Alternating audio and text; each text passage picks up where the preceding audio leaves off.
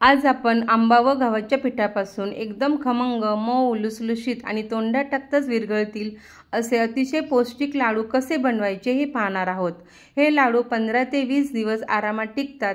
हॉस्टेलमध्ये किंवा कामानिमित्त जर मुले बाहेरगावी असतील तर मुलांना बनवून देऊ शकता किंवा घरामध्ये मुलांना एक पौष्टिक खाऊ म्हणून बनवून ठेवू शकता। अगदी लहानांपासून मोठ्यांपर्यंत सर्वांना हे लाडू आवडतात। खायला खूप स्वादिष्ट लागतात आणि या पद्धतीने अतिशय पौष्टिक बनतात। चला तर मग या रेसिपीला सुरुवात करूयात।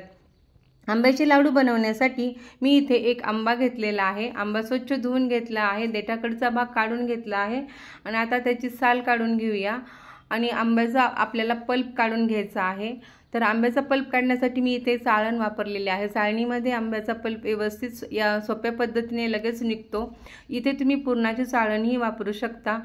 आंब्यामध्ये काही शिरा असतील तर त्या सुद्धा आंब्याच्या पल्पमध्ये जात नाहीत आणि व्यवस्थित झटपट आंब्याचा पल्प छान निघतो। तर बघा एवढा पल्प आपला निघालेला आहे। तर 1 वाटी आपला आंब्याचा पल्प हा भरलेला आहे। या रेसिपीमध्ये 1 वाटी आपल्याला आंब्याचा रस घ्यायचा आहे आणि इथे तर तुमच्याकडे मोठा आंबा नसेल तर तुम्ही 2 आंबेही घेऊ शकता। या वाटीनेच मी सगळं साहित्य मोजून घेतलेलं आहे। तर इथे आपल्याला 20 ते 25 बदाम, 20-25 आपल्याला काजू घ्यायचे आहेत आणि हे सुद्धा आपल्याला चांगले भाजून घ्यायचे आहेत आणि इथे अर्धा वाटी तूप वापरलेलं आहे मी। तर या रेसिपीमध्ये हे तुपाचं प्रमाण हे व्यवस्थित आहे। इथे मी कढई गरम करायला ठेवलेली आहे, त्यात 1 चमचा तूप घालून घेऊयात आणि काजू आणि बदाम पण आपल्याला चांगले खमंग असे भाजून घ्यायचं आहे। कारण असे केल्याने आपले लाडू 15 ते 20 दिवस आरामात टिकतात, कारण याच्यामध्ये सुद्धा ओलावा असतो। काजू बदामांना सुद्धा कीड लागू शकते। आता हे व्यवस्थित भाजून झालेलं आहे 5 मिनिटात आणि आता आपण एका प्लेटमध्ये काढून घेऊयात आणि हे थंड झाल्यानंतर मिक्सरच्या भांड्यामध्ये त्याची पावडर करून घ्यायची आहे। ही पावडरमुळे आपले लाडू अतिशय छान चवदार बनतात, अतिशय छान लागतात। तर हे बाजूला ठेवून देऊया आणि आता याच मिक्सरच्या भांड्यामध्ये आपल्याला जो आपण पल्प करून ठेवला होता तो पल्प घालून घेऊया आणि इथे मी खडीसाखर किंवा साखर न वापरता इथे पाऊण वाटी गूळ वापरलेला आहे। गुळामुळे लाडू अतिशय छान बनतात आणि पौष्टिक बनतात। तर इथे सगळा गूळ घालून घेऊया आणि मिक्सरला आपल्याला ते फिरवून घ्यायचं आहे।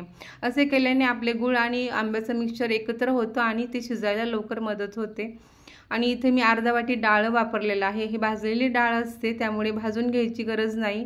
इथे मी मिक्सरला छोट्या भांड्यामध्ये फिरवून घेतलं आहे, ते सुद्धा आपल्याला रवाळच फिरवायचं आहे।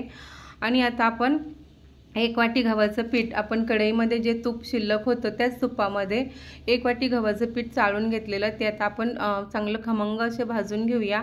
जसं आपण पिठाच्या लाडूमध्ये जसं बेसन पीठ खमंग भाजतो त्याप्रमाणेच भाजायचे आहे। थोडं थोडं तूप टाकून आपल्याला हे पीठ सतत हलवत राहायचं आहे, कारण पीठ कढईला खाली लागू शकतं आणि गॅसची फ्लेम ही मध्यम ठेवायची आहे। असं 5 ते 7 मिनिटं असं मध्यम हलवल्यानंतर आपल्याला आपलं हे गव्हाचं पीठ हे गोल्डन व्हायला लागतं आणि चांगला कलर, त्याचा खमंग कलर, छान कलर दिसतो। त्यामुळे लाडू पण छान बनतात, अतिशय पौष्टिक लागतात। आणि हे बघा अतिशय पौष्टिक खमंग असं पीठ आपलं हे भाजून झालेलं आहे। आणि याच्यामध्ये आता आपण इथे मी बारीक रवा घालणार आहे, कारण हे गव्हाचं पिठापासून फक्त लाडू बनवले तर ते टाळ्याला चिटकू शकतात। त्यामुळे इथे मी अर्धा वाटी रवा वापरलेला आहे। हा रवासुद्धा आपल्याला असाच भाजून घ्यायचा आहे, जसं आपण शिरा करतो त्याप्रमाणेच गुलाबी कलर होईपर्यंत भाजून घ्यायचा आहे। तर इथे आपलं पीठ अगोदरच गरम आहे, पिठामध्ये हे रवा लगेच भाजला जातो आणि रवा घातल्यानंतर अजून आपलं पीठ थोडंसं कोरडं व्हायला लागतं, त्यामुळे अजून आपल्याला तूप 1-1 चमच्याने तूप घालून घ्यायचं आहे आणि कलर चेंज होईपर्यंत आपल्याला रवासुद्धा भाजून घ्यायचा आहे। येथे मी बारीक रवा वापरलेला आहे, तुमच्याकडे जाड रवा असेल तर तुम्ही तो मिक्सरला फिरवून घेऊ शकता। तर इथे बघा व्यवस्थित, आणि जे डाळवा आपण फिरवून ठेवलं होतं ते सुद्धा मी घालून घेतलं। ते अगोदरच भाजलेलं असल्यामुळे इथे जास्त भाजायची आपल्याला गरज नाही। 2 मिनिटं थोडंसं परतून घेऊया आणि आता जे ड्रायफ्रूटची पावडर जी आपण बनवली होती ती पण आता घालून घेऊ। आणि अशी ड्रायफ्रूटची पावडर केल्यामुळे आपल्या लाडूला ड्रायफ्रूटचा फ्लेवर चांगला येतो आणि आपले लाडू अतिशय पौष्टिक बनतात। मुलं ड्रायफ्रूट्स खाताना कुरकुर करतात, तर असे लाडूमध्ये घातल्यानंतर मुलांना ड्रायफ्रूट्स घातलेलं समजतही नाही. आता बघा 2 मिनटं परतल्यानंतर आपलं मिश्रण हे व्यवस्थित झालेलं आहे. आता ते एका प्लेटमध्ये काढून घेऊयात. अशा प्रकारे खमंग पीठ भाजलं की लाडू अतिशय स्वादिष्ट लागतात आणि जास्त दिवस चांगले टिकतातही. तर हे बघा व्यवस्थित आपण आता साईडला ठेवून देऊया आणि कढई परत गॅसवर ठेवलेली आहे आणि त्याच कढईमध्ये जे आपण आंब्याचं पल्प आणि गूळ घालून जे मिश्रण मिक्सरला फिरवलं होतं ते घालून घेऊया.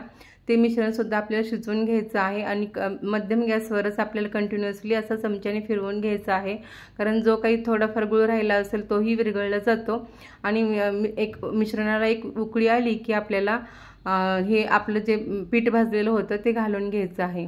हे मिश्रण जास्त आपल्याला त्याचा पाक करायचं नाही, कारण जर पाक झाला तर आपले लाडू हे कडक बनतात. त्यामुळे एक उकळी आली कीच आपण हे जे आपलं खमंग भाजलेलं पीठ आणि सगळं काही हे जे करून ठेवलेलं आहे मिश्रण ते घालून घेऊया आणि चमच्याने हलवून घ्यायचं. आणि हे बघा 2 मिनिटातच आपल्याला अर्धा चमचा आपली इथं विलायची पावडर घालून घेतलेली आहे मी, त्यामुळे छान टेस्ट लागते. आणि आता मिश्रण थोडंसं हलवून घेऊ. मिश्रण 2 मिनिटातच हलवायला लागलं की आपलं घट्ट व्हायला लागतं, कारण याच्यामध्ये रवा आहे. रवा हा त्यातील आंब्याचा रसातली ओलावा हा शोषून घेतो आणि हे पीठ लगेच 2 ते 3 मिनिटात घट्ट व्हायला लागतं. आपण चांगलं परतून घेऊ, कारण जेवढं आपण पीठ चांगलं परतू तेवढे आपले लाडू चांगले होतात आणि चांगले टिकतातही. तर हे बघा व्यवस्थित छान आता आपण परतून घेतलेलं आहे. गॅसची फ्लेम ही एकदम लो ठेवलेली आहे मी आणि आता व्यवस्थित परतून झालेलं आहे. आणि मी गॅसची फ्लेम बंद करून ते थंड होईपर्यंत, कोमट होईपर्यंत झाकून ठेवलं होतं. आणि आता एकसारखे लाडू करून घेऊया.